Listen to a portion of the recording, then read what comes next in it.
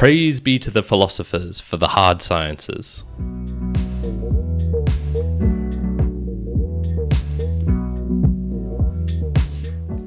Welcome everyone to another round of the Mere Mortals book reviews. I'm your host for today, Kyron, recording here live on the 5th of September 2024. And as usual, this is the podcast where I dive deep into philosophical matters without connecting it to the real world and just meander completely pointlessly. No, I do not do that because I'm a fan of the effective philosophy, actually tying it to something. But we do have a lot of that in today's book, which is The Problems of Philosophy by Bertrand Russell. Now, this book was published in 1912, so a century ago, and more than that, 115 pages. Took 6 hours of reading, but honestly, I think it probably felt much longer than that, probably close to double. And this is his attempt at explaining basic philosophy. It's somewhat known as an introductory or a beginner's book, as well as giving a brief history of philosophical thought. So he starts off with questions about reality, questioning, what is this, what is that, a lot of questions, before he starts diving into more of the same, more famous philosophers such as Descartes and Hume and Kant and etc., etc., and gives his own thoughts on why he thought they were right or were wrong or things like this. Most of the book is directed talking to you as the actual reader, so he's aware that he is talking to someone, and this is what gives it that kind of introductory feel, because you feel like, okay, I've joined this book, and this guy's here, and he's just talking to me as a kind of a lay person. But we'll talk a little bit about how maybe he goes a bit skew if a little later on. Let's jump into some of the themes straight away. There's no need to banter about. I'm just going to give a brief overview of how the book is structured, which will allow us to talk about some of the themes. So basically, he starts off with Descartes, a great place to start. René Descartes, who was the first one who came up with I think, therefore I am, which is this, I guess, first look at explaining what is consciousness and what is reality. And so he tends to just say, okay, yeah, all right, Descartes had some good points, and then he starts talking about the external world, and in particular, objects in this world, and he's going like, what is real? So he'll just pick an object. I've got a little packet in front of me here, and he'll kind of be questioning like, okay, what is the packet? I can see it, I can feel it, I can hear it. When I tap it, I can smell it, I can taste it. These are all sense data. If I didn't have any of these things, what is actually there? And this is, I guess, getting into the questions of, what is reality? What is all of these things that I can see and hear? How can I know something? So he's really trying to capture, I guess, something which if you thought about it, you're like, okay, yeah, that is kind of hard to explain. What actually is it if it isn't, if I can't sense it, what actually is it? He then moves on to a couple of different points, but the main one I think was or knowledge. And so he starts talking about knowledge of acquaintance versus knowledge of description. Probably the best way to describe this is with an example. So knowledge of acquaintance is when I would say, like, I know my arm hurts. I flick my arm or I pinch my arm and I'm like, ow, okay, I know my arm hurts. This is knowledge of acquaintance. Knowledge of description is when you don't have the actual first-hand experience of the fact. And what he gives here is like, I know Caesar was assassinated.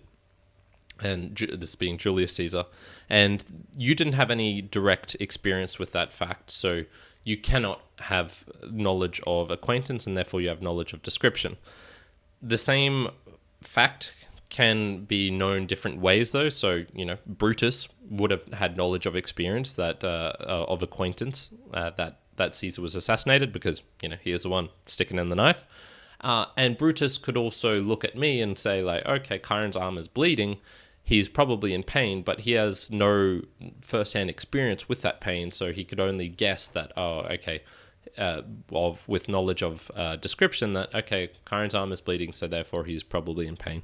So why is this important? Honestly, he didn't really give a good example of why having these two differences is very important. He just explains that they're differences. I could kind of understand that, but as to how they have any bearing on philosophical thought or how we should approach the world or interesting questions, I didn't particularly see any from this. He just got very bogged down in this, what I think is a somewhat of a pet theory of his. He then also dives into the theories of other people and says why he agrees or disagrees with them, and starts pointing holes and flaws in this. So what is the main theme that I want to discuss out of all of this? Honestly, there's nothing that this book actually talks about, because it almost all invariably falls into the trap of what I talked about in a recent book review of Stuart Chase's The Tyranny of Words, where he gets caught in semantics. He'll say something, he won't define the words. He won't spend much time going through, I guess, what the actual words mean and what other philosophers mean. And a lot of it is this kind of like philosophy game of, okay, he said this, but I think he means this, but he would argue that he doesn't mean this, but when you look at it, he actually means this. And it's a lot of this back and forth jumping around the words. And I don't think there is anything that he states in this book. And there are statements, but all of them, I think, fall into this category of non-definitive. They're somewhat wiggly. They're meant to be true, self-evident, but everything comes up for debate. Everything is wiggly. Anything that is non-controversial, actually, you know what? Turns out if you find a philosopher, it is controversial what they said. So it's very hard to come up with a theme for this book and say, like, this is what this book is about, because it's just basically arguing back and forth with dead people, essentially, because most of the people he's talking about are dead. So what can I actually gain from this book if you're reading it for the first time? For me, I find it hard to shake the feeling that all philosophy could somewhat be resolved, or at least reduced, in terms of the amount of books and energy people put into it, if they just learnt a bit more grammar. They spend so long bickering over words, and it seems like they don't realize that the underlying structure of what they're saying can't have like these real world, a tying to the real world, or even with other people. Because, for example, if we're looking at Heidegger was German, he wrote in German. There's nothing that he really writes that can be translated well, because he used so many conjunctive words. This is where in the German language you'll have, something like time, and then you'll have something like zone, and then you'll smash them together and come up with time zone. But then he'll add on, time zone of the ephemeral object, and chuck that all, and it just becomes this one word. Excuse me. And so what can you take up from this when people are in another language talking about something? And even if you're in your own language, Hume came up with these universals. It's universally true. But can that actually be universally true in Swahili? Can anything that these people say be rock solid in these definitions? And I argue no, because language is so slippy and so tricky that you're always you're like circling, trying to hone in on a point, but you're never going to get there. And when someone else comes in, they'll use a word that will take them completely off into a different orbit. So you're just spending so much time wasted. Math, I think he talks about it slightly, but I think in a somewhat not derogatory, but in maybe in a dismissive way about math in this book. But I find math at least can be definitive, because no matter what language you're in, 2 + 2 = 4. It's immutable. No matter how you pass it, you could change the symbols of 2 to, I don't know, a different type of squiggle. But if you had 2 of these different types of squiggles added together, and you could change the plus sign to a multiplication time, it doesn't matter. As long as people know this is what this stands for, 2 stands for 2 objects of some sort, then we can have something that's immutable. And when they're talking about what is truth, what is real, what is an object, there's nothing immutable in it. There's and even try switching the word truth to different languages, verdade, Wahrheit, verdade. it changes its meaning in every single language. So yeah, once again, I'm when I'm trying to describe all this, I start to get frustrated a bit because something I feel also whilst I was reading this book was that there's a lot of questioning, continual questioning going on, but not much answers are coming out of it, because it's just, oh, I think this, and which is nice, but there's nothing definitive about that, which probably is grinds against, I guess, my natural inclinations, which is more towards mathematics, and probably the subject I was best at in high school, which was you can follow this sequence of events and you will end up with the right answer, and there is a right answer. There's no squiggly, this person thinks this is the right answer, or this person thinks this is the right answer. No, it's like there's one kind of ground thing which holds it all together. And so I actually found it not to be too pleasant a state when it's a continual questioning of everything. Is this real? What does this person think? What do you think? What do you think you think? And it kind of keeps going on. I feel a slight anxiety almost creep in when you're questioning sense data. What is reality? Doubt everything that you can. Everything comes up for reason. And I start to feel this, I guess what you would call the nihilistic urge, which is, okay, well, nothing makes sense. Nothing makes any point. And I could even just, whilst reading this book, feel this kind of get in. If everything is up for grabs, what the hell is logic? There can't be any logic. So there's no practicality or effective philosophy in this book. You're not going to find it in here. The only thing I really took from this, I guess, was in the final chapter, where he makes some good points and acknowledges the weakness of philosophy. Probably should have done this right at the start, to be honest, but he calls it a liberating doubt himself personally. When he's continually questioning something, he finds it liberating and freeing up his mind, perhaps for creative ideas and for exploration, something along those lines. And he actually likes that it never gives definitive answers, only more questions. So he calls it the birthplace of the hard sciences, because he somewhat argued that electrical engineering, for example, or electricity only comes because people are questioning, like, what is lightning? What is the differences between like air and atmosphere, and what is this nothingness that we all breathe in every day and we can't see? What is it composed of, and things like this, which once all started out as philosophy, but then became hard sciences as people started to use the scientific method and break it down and things like this. I think it's a nice way of giving credit to what I'm continually more and more becoming of the opinion that philosophy is generally a useless study. But I'll step back and perhaps say, like, maybe he is right. Maybe it is a good birthing place for the hard sciences. So let's jump onto the actual man himself, Mr. Bertrand Russell. He was a British mathematician, logician, philosopher, and public intellectual. Took that straight from Wikipedia. Although you probably at this point realized I'm somewhat trashing the book and the whole theory and everything that was discussed within it.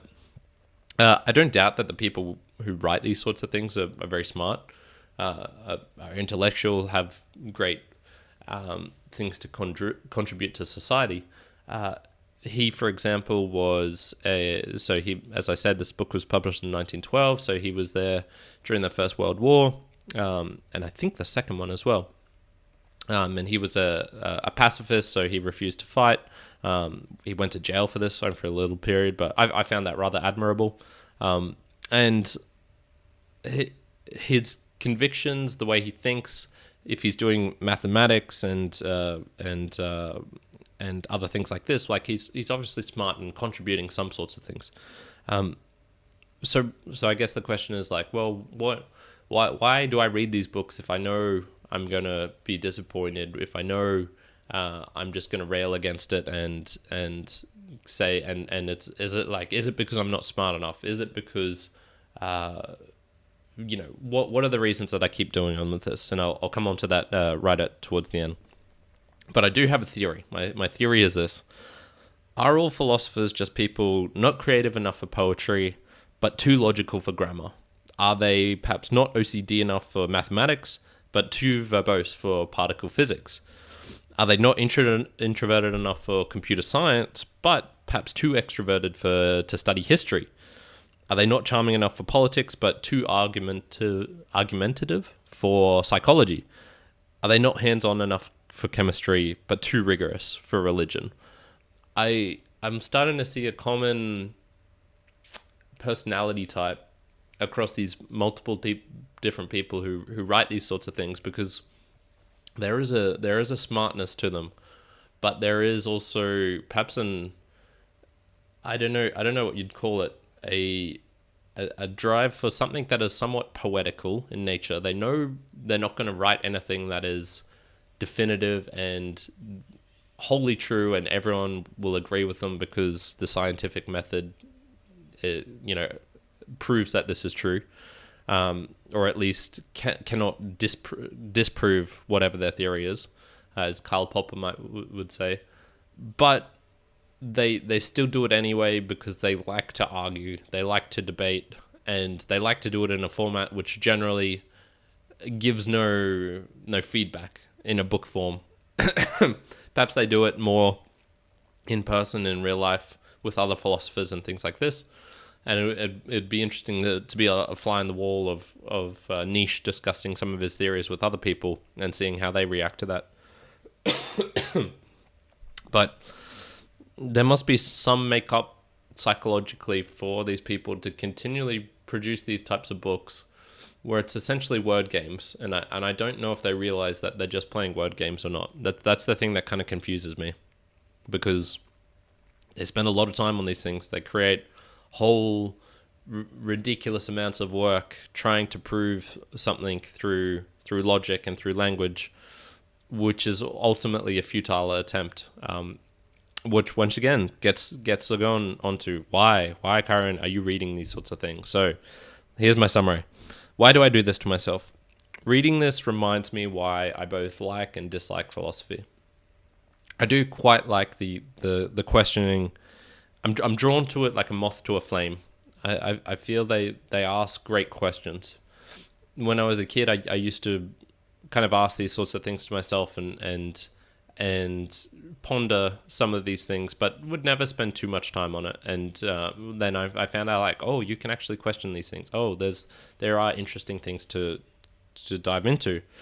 The what if questions, the digging beneath the surface of reality. What the hell is consciousness? What do dreams mean? I love all of it. I love trying to discover these things.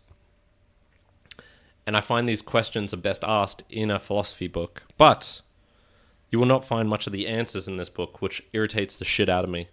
And also no acknowledgement that these are not definitive answers. The way that they write these things, it's like, we've done it. Boys, we've got them. We've got the answer. It's done. And there's just none of that. There's none of that in there.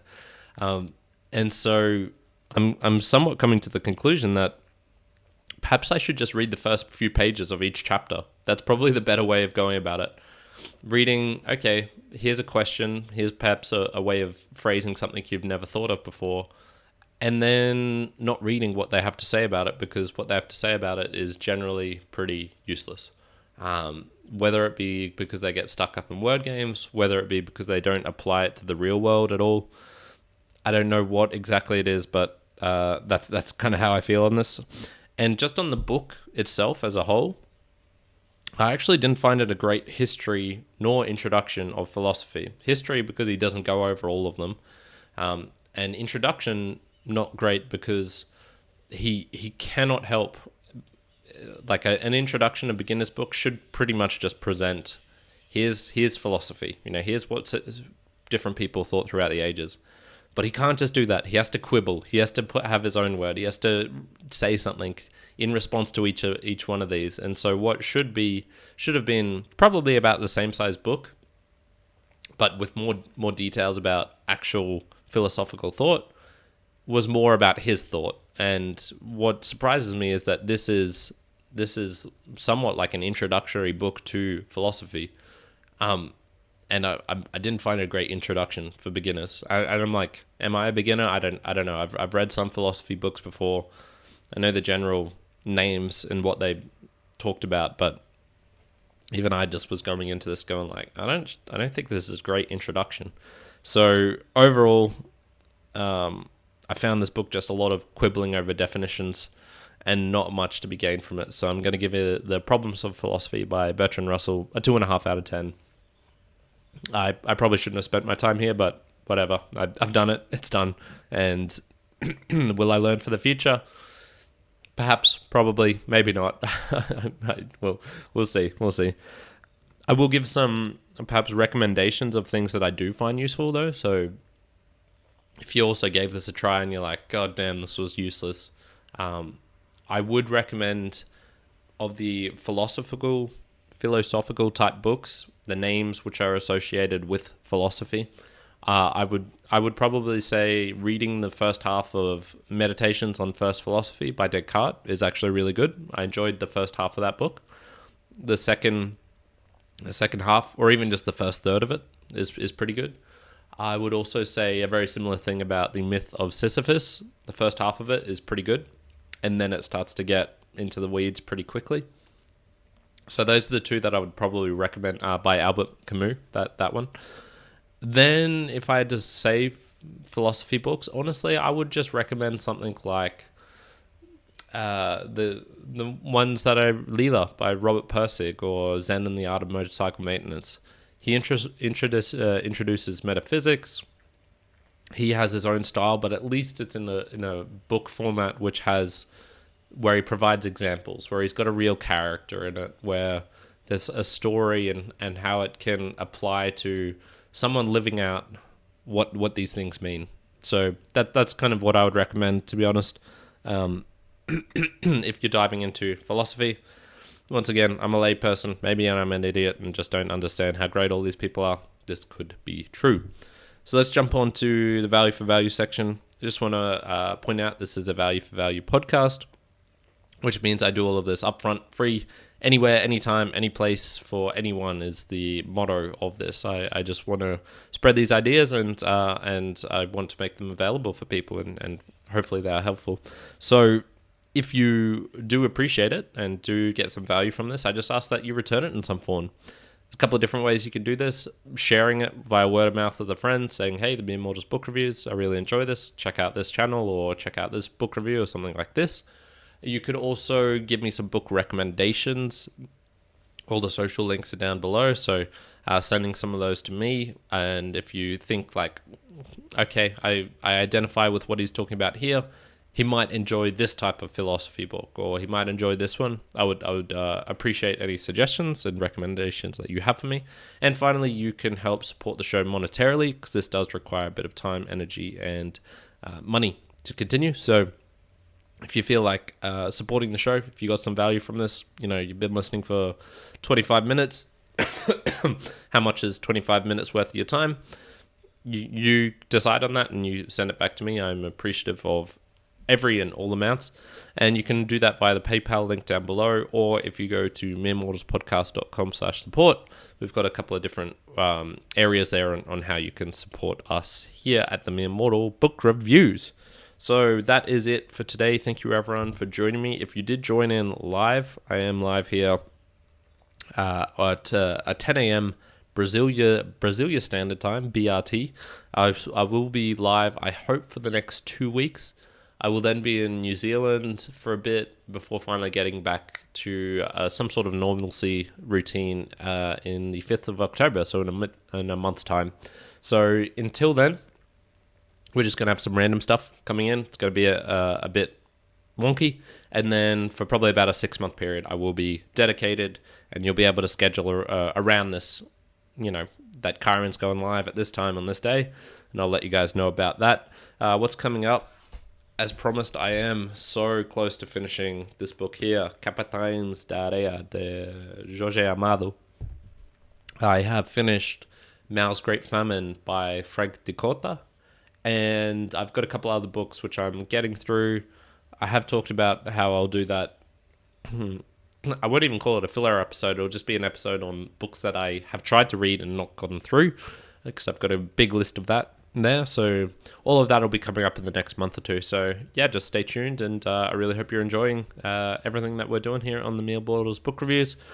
feedback is very much appreciated. So just send it in to Juan and I via any other formats. Just say, hey, I was watching the book reviews and X. So that's it. Thank you very much, everyone. I'm going to leave it here for today. Really do appreciate all of you, and ciao for now. Oh, we do have a live comment here. Of course, it is Pack Animals Groupthink. Whoa. So this is by Critical Thinker. And he says, of course, it is Pack Animals Groupthink. Of course, it is Pack Animals Groupthink. It's a human characteristic that has contributed to the greatness we have achieved. I'm not sure what that is in response to, my friend. Of course, it is Pack Animals Groupthink. It's a human characteristic. So I guess he's just saying that we all try and jump into the same line of thought because yeah, sorry, man. Give me a little bit more extra details for that next time, and I'll be able to respond more appropriately. But yeah, someone popping in live, and I do appreciate that. So ciao for now, everyone, and until the next time. Karen out.